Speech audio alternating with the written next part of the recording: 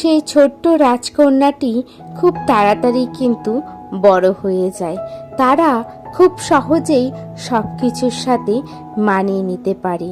তাদের মধ্যে মানানোর শক্তিটা অনেকখানি কিন্তু বেশি হয়। তাদের জীবনযুদ্ধটা একটু অন্যরকম।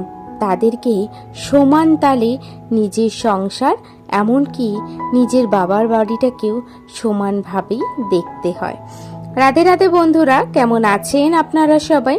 আশা করছি আপনারা সবাই ভালো আছেন ও সুস্থ আছেন।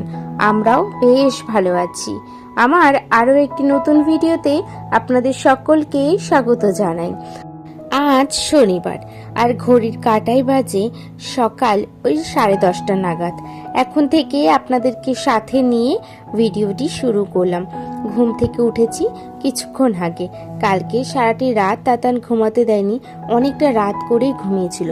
প্রায় তখন 3:30 থেকে 4:45 বাজে। তো সেই জন্য সকালে ঘুম থেকে উঠতে কিন্তু আমাদের অনেকটা দেরি হয়ে গেছে।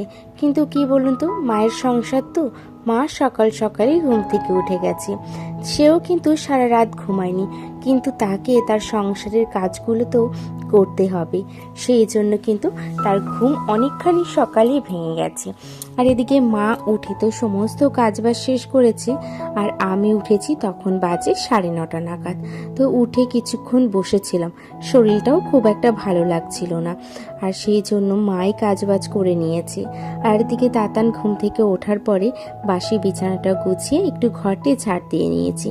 আর মা তো সকালে কিছু জামা প্যান্ট হচ্ছে যে কেচে দিয়েছিল, সেগুলোকে মেলেছে। দেখলাম 1-2 ঘন্টার মধ্যে বেশ ভালো করে শুকিয়ে গেছে। তো সেই জামা প্যান্টগুলোকে ঘরে উঠিয়ে কিছু সকালে চা খাওয়া হয়েছে, আর কিছু অল্প কিছু বাসন ছিল, সেগুলোকে ভালো করে ধুয়ে মেজে এখন এই যে ঘরে নিয়ে নিয়েছি। আর তারপরে চলে যাব স্নানে। আজকে জানেন তো, ওই যে বললাম শরীরটা খুব একটা ভালো লাগছে না, সেই কারণে আগে ভাবলাম স্নানটা সারি। স্নান করলে কিন্তু শরীরটা একেবারে ফ্রেশ হয়ে যায়। তো সেই মতনই স্নান সেরে জামা প্যান্টগুলোকে মেলে দিয়েছি। ঘরে চলে যাব, আর ঘর থেকে ঘটিটা নিয়ে এসে এখন তুলসী তলায় জল দিয়ে দিচ্ছি। প্রত্যেকটা দিন তো স্নান করার পরে আমি তো এই কাজগুলো করে থাকি। তো এই বাড়িতেও কিন্তু অনথা নেই, সব জায়গায় কিন্তু সমানভাবে আমরা তালে তাল মিলিয়ে কাজবাজ করতে পারি। জানেন তো, বাবার রাজকন্যারা খুব তাড়াতাড়ি বড় হয়ে যায়। তারা কিন্তু খুব তাড়াতাড়ি সব কিছুকে নিজের সাথে মানিয়ে নিতে পারে। নিজের সংসারে একরকম নিয়ম, অন্যের সংসারে আরেক রকম নিয়ম। সব কিছুকে কিন্তু মানানোর ক্ষমতা তাদের মধ্যে অত্যাধিক বেশি থাকে। সেই জন্য তাদের কোনো অসুবিধা হয় না। আর জানেন তো, কখনো কোনো মেয়ে কিন্তু কোনো কিছুই বাবার বাড়ির থেকে শিখে যায় না। তারা সময়ের সাথে সাথে কিন্তু সব কিছু শিখে নেয়।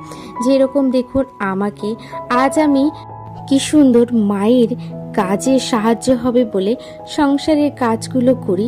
ঠিক 4 বছর আগে কিন্তু এই জিনিসগুলো কখনোই করার চেষ্টা করতাম না। তখন কিন্তু মায়ের কষ্ট বোঝার ক্ষমতাটাও হয়তো ছিল না, কারণ কি তখন আমরা কিন্তু আমাদের মতন সময় কাটাতাম।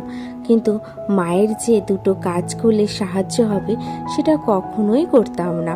তো সেখানে দেখুন আজকে মা যখন হাজারো কাজ করে, তখন মনে হয় মাকে বশ করিয়ে দিয়ে আমি কাজগুলোকে শেষ করি।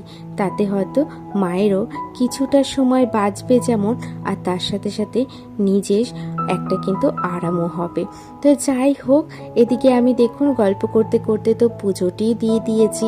আর পুজো দিয়ে কিন্তু রেডি হয়ে চলে গেছিলাম মন্দিরে প্রসাদ খেয়ে চলে এসেছি বাড়িতে এসে আজ যেহেতু শনিবার, তাই তাতানকে ঝাড়াবো বলে কিছু লেবু পাতা কিন্তু তুলে নিচ্ছি।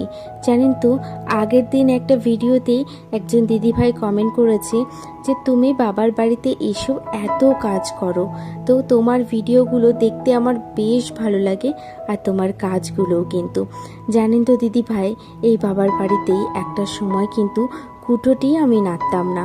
তখন সারাটা দিন শুয়ে বসে পড়াশোনা করে ভাইদের সাথে খেলাধুলা দুষ্টুমি করে কিন্তু কাটাতাম। তখন কিন্তু ইচ্ছে করতো না মায়ের কোনো কাজে হাত লাগাতে। আর জানেন তো, মায়ের কাজে হাত লাগাতে নিজেরও বেশ ভালো লাগে, আর মন থেকে একটা শান্তি পায় যে মাকে কিছুক্ষণের জন্য হয়তো আমি একটুখানি আরাম দিচ্ছি। কারণ আগে এই জিনিসটা কখনোই বুঝে উঠতে পারিনি যে মায়েরও কষ্ট হয়।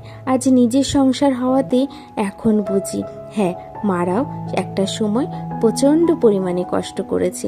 তাদের সংসার, আমাদেরকে মানুষ করা, আমাদেরকে বড় করে তোলার পেছনে তার অবদান কিন্তু অনেকখানি বেশি। একজন বাবার চেয়ে কিন্তু একজন মায়ের অবদান কিন্তু সব থেকে বেশি হয়। তাকে যেরকম তার সংসারটা সামলাতে হয়, ঠিক সেই রকম কিন্তু তাকে তার পাশাপাশি অন্যান্য কাজটাও কিন্তু সামলাতে হয়। আমার মা জানেন তো একজন বিজনেস ওমেন, কারণ কি তার একটা ছোটোখাটো বিজনেস ছিল। তো সেই বিজনেসটা সামলিয়েও যে আমাদেরকে সামলিয়েছে, এটাই আমরা মনে করি অনেকখানি বেশি। আজ মা হওয়ার পরে এইটা কিন্তু অনেকটা বুঝতে পারি, কারণ এতদিন সেটা কখনোই অনুভব করতে পারিনি। তো সেই জন্য মায়ের সাহায্য বা বলতে পারেন বা নিজের একটা শান্তির জন্য এই সংসারে এসেও কাজ করতে পারি। হাজারো কষ্ট হলেও মনে একটা শান্তি পাই যে হ্যাঁ, আমি মায়ের জন্য কিছু একটা করতে পারছি, এটাই আর কি। তো চলুন, অনেকক্ষণ তো কথা বললাম, অনেক কথা বলতে বলতে কিন্তু আমার অনেকটা কাজ এগিয়ে গেছে।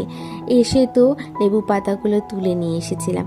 তো তারপরে দুপুরবেলায় কিছু জামা প্যান্ট তো উঠিয়ে গেছিলাম, আরও কিছু জামা প্যান্ট উঠিয়েছিলাম। তো সেগুলোকে এখন আমি এক এক করে ভাঁজ করে নিচ্ছি। এদিকে আমি জামা প্যান্টগুলো ভাঁজ করছি, ওদিকে মা মন্দির থেকে চলে এসেছে। মায়ের সাথে বাবার সাথে কিছুক্ষণ কিন্তু গল্প করে নিচ্ছি। তো তারপরে সন্ধেবেলায় চলে গেছিলাম মন্দিরে। আজ হচ্ছে এখন দেখুন আরতির সময় জানেন তো বেশ ভালো লাগে। প্রত্যেক বছর বিয়ের আগে খুব আনন্দ করতাম, নাচ গান করতাম, এখন আর হয়তো ইচ্ছেও করে না। তো যাই হোক, আরতিটা দেখে তারপরে কিছুক্ষণ কীর্তন শুনে চলে আসবো বাড়িতে।